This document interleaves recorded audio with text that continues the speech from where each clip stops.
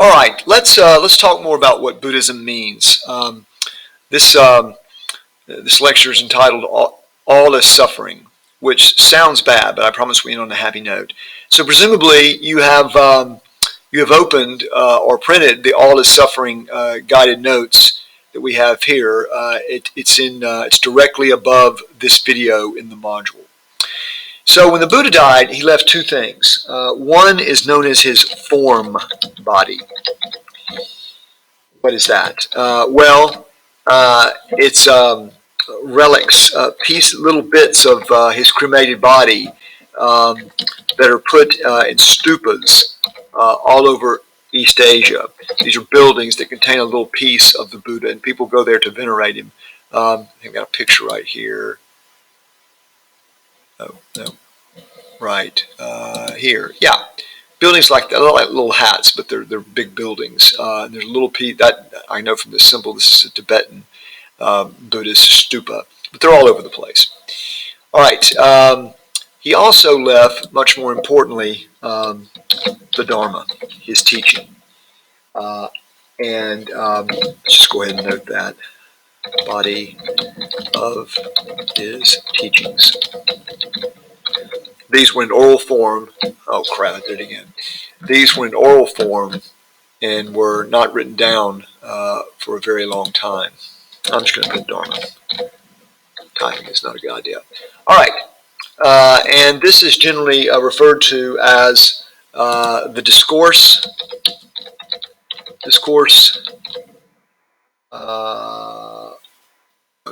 Okay. All right. I'm not going to start this over, but that was dumb. It says discourse. Discourse on the turning of the wheel of Dharma. Okay. It can be summed up in the Four Noble Truths. We've alluded to that already, but I want to repeat them and then start to dig into the first one. The truth of suffering, of course, is the first noble truth. All is suffering. And the truth, second one is the truth of the arising of suffering. Dang it. Arising of suffering. Suffering has a cause. And the third noble truth is the truth of the cessation of suffering. Suffering can end. And this state where suffering ends is called nirvana, where we are free of samsara and karma altogether. The fourth noble truth, and in some ways the most important, is the truth of the path. The path that leads to the cessation of suffering. And that path is the Noble Eightfold Path. But let's dig into the first noble truth first.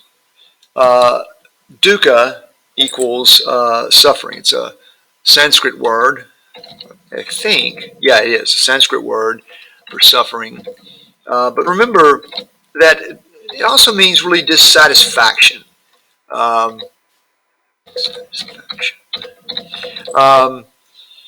It can be straight up suffering, Holocaust level stuff, or it can be, the 4-year-old's dropped ice cream cone. You may be very happy and have everything you think you want, but something's not going to be quite right. That is dukkha. And nibbana, so I have to say something here for a second. Just like Jesus didn't speak Hebrew when he was born, because Hebrew had become a liturgical language used only for religious purposes, by the time of Buddha, people didn't speak Sanskrit. It was the language of scholars and the language of the Brahmin priests. But there was a common language, a vulgar language called Pali, Pali. So it's very close to Sanskrit, however. So in Nibbana, Nibbana is nirvana, the cessation of suffering. Nirvana is Sanskrit, Nibbana is Pali. Of course, that simply means release from the cycle of suffering, life after life, or samsara. All right. So the Four Noble Truths are sometimes summarized with the short Pali phrase sabam dukam, which means all is suffering, which is why that is the title of this video. All right. Now, let's dig a little bit into suffering to understand how Buddhists think. So there are three kinds of suffering. The first one is known as dukkha, dukkha. Just suffering, straight up suffering. So, obvious suffering.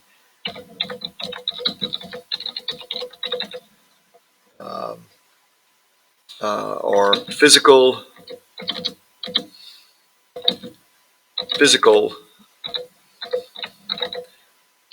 and or emotional pain. All right?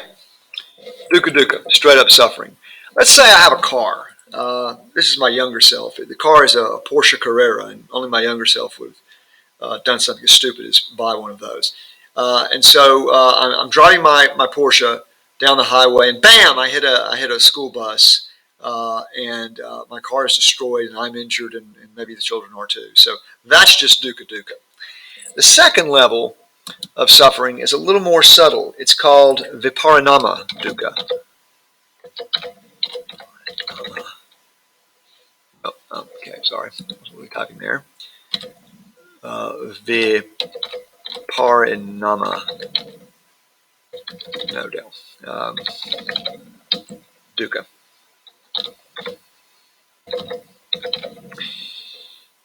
This is suffering due to change.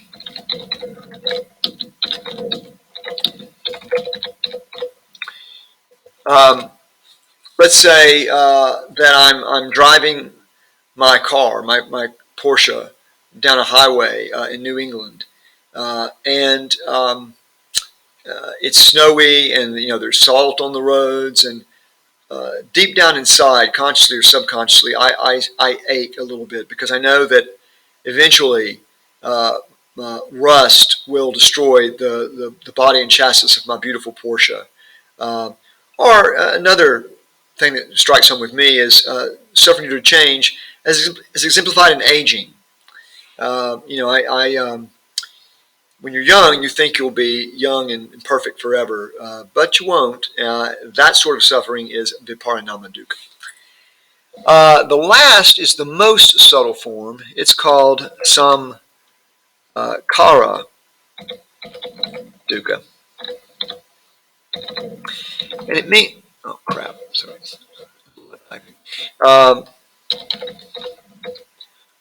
Samkhara dukkha. And that means suffering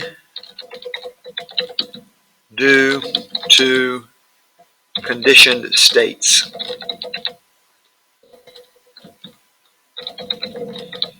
What do I mean by that? Well, keeping with my analogy of the Porsche Carrera. So I'm driving down the road, and this time it's a beautiful day, and the top is down, and the wind is blowing in my hair. Remember, this was younger me. And I feel somewhat expanded. I feel like I am it. And the thing is, that's not true. So suffering is already being set up to occur because I have an unrealistic image about myself based on my attachment to my car. So samkara dukkha is almost like anticipated viparinama dukkha. And those are the three forms of, another way we might say it is pleasure based on some kind of illusion. I have this illusion about who I am and how cool that is based on my relationship with this car. And that's setting me up for some future suffering. Remember, at the end of the part of the movie we watched, Buddha was quoted as saying, "I had been injured by the pleasure of the world." It's subtle, but it definitely happens. All right. Therefore, these illusions are important. Therefore, illusions about others, that person really loves me. That may just be in your head. Objects like the perfect pair of jeans or objects or an expensive, beautiful car. And most importantly, illusions about ourselves.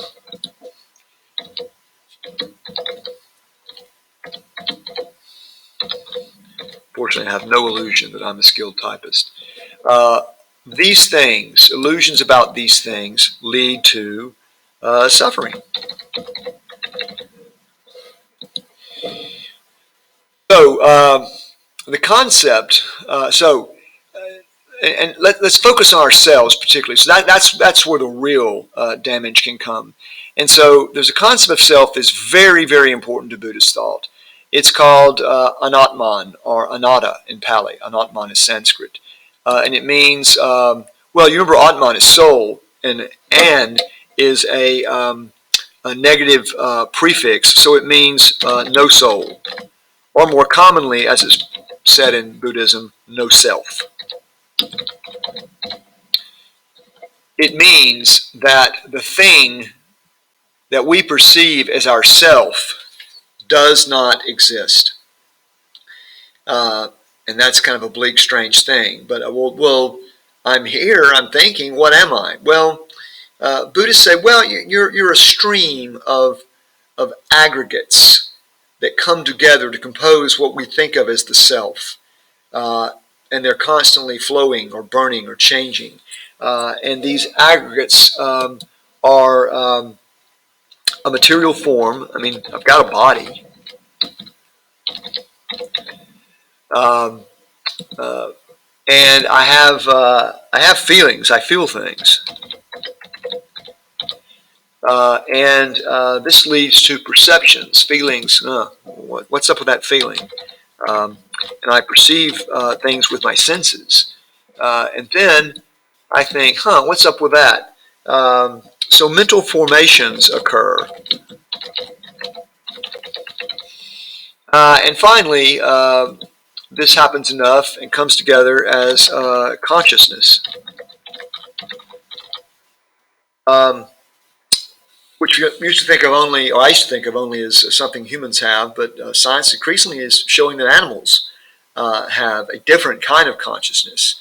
But these things are like, I'm going to write the words over here, but you might draw a little picture of a river or a flame, maybe a candle. So a river is flowing. If I step through a stream to the other side, then I come back and step through the stream again, it's not the same stream, right? Because it's flowing, it's moving in time. Or a flame is burning. The molecules that compose the flame are never the same. They're constantly changing, right? That's what we mean by these aggregates flowing or burning. But there really is no self. So, well, transmigration of souls or reincarnation, if there's no self, then what's being reincarnated? So Buddhists are cagey about this. Dr. Eccles, a Buddhist religious studies scholar, said this in a lecture I viewed years ago. Buddhists are cagey about it. Um, it's no different, though, than the change from moment to moment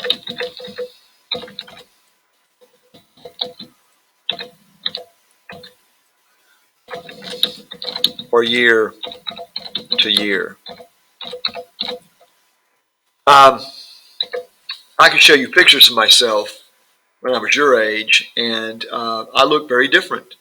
I'm not the same person I was then. Not, in fact, I'm literally different. By this point, all my cells have been replaced by copies, and there's some degradation with each replicative fading. Each new copy, there's more and more inflammation. But frankly, I'm a different person than I was yesterday. My thoughts, my perceptions, my consciousness, it's all totally different. That's what we mean by no self. So right when we're about to die, when the flame is down to one little spark, that spark leaps to another body, gathers heat, and begins burning. That's how they see samsara, reincarnation, without conflicting with this idea of no self. So the self we perceive as ourself is not real. But we perceive it as real, and it's full of suffering. So that leads a lot of people to say that Buddhism is pessimistic, but that's wrong. And my proof is this guy. He clearly is not unhappy. He is happy. In fact, on the back of there's a famous book from about 15 years ago called The Art of Happiness by the Dalai Lama and a Western psychiatrist co-writer. And it says on the back of the book, nearly every time you see him, he's laughing, or at least smiling, and he makes everyone else around him feel like smiling. If you ask him if he's happy, despite the insurmountable losses he's suffered, the Dalai Lama will give you an unconditional yes. What's more, he'll tell you that happiness is the purpose of life, and that the very motion of our life is toward happiness. How to get there has always been the question. So, Buddhism is, I just want to end by saying emphatically, is not pessimistic. So why this concept of no self? Well, the benefit of no self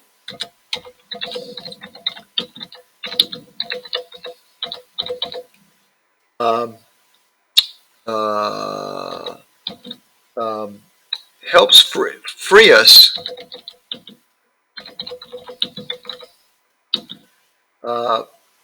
from the chains of attachment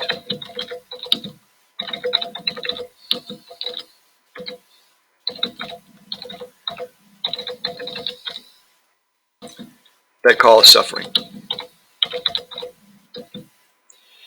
So it can end our suffering and free us from samsara and lead us to nirvana. So more about how we do that next time.